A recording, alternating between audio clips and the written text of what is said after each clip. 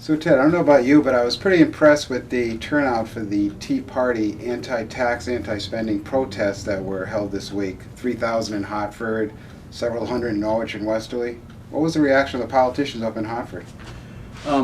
They're always excited when 3,000 people show up, and they were definitely surprised at the turnout. I think even those who supported the message of the protesters were pleasantly surprised that they got 3,000, for instance, at the Capitol. That's been, other than the Catholic Concerns rally this year, that's been by far the largest demonstration for any cause.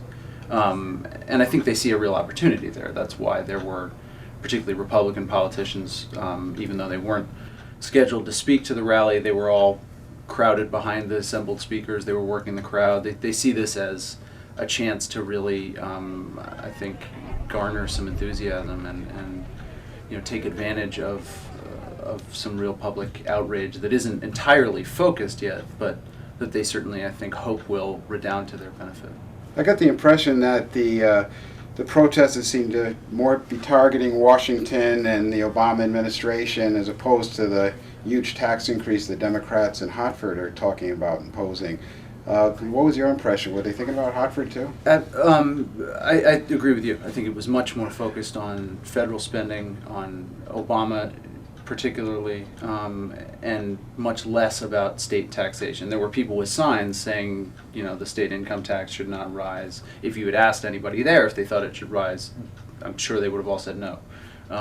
But this was not a protest against the Democratic tax package that came out of the Finance Committee.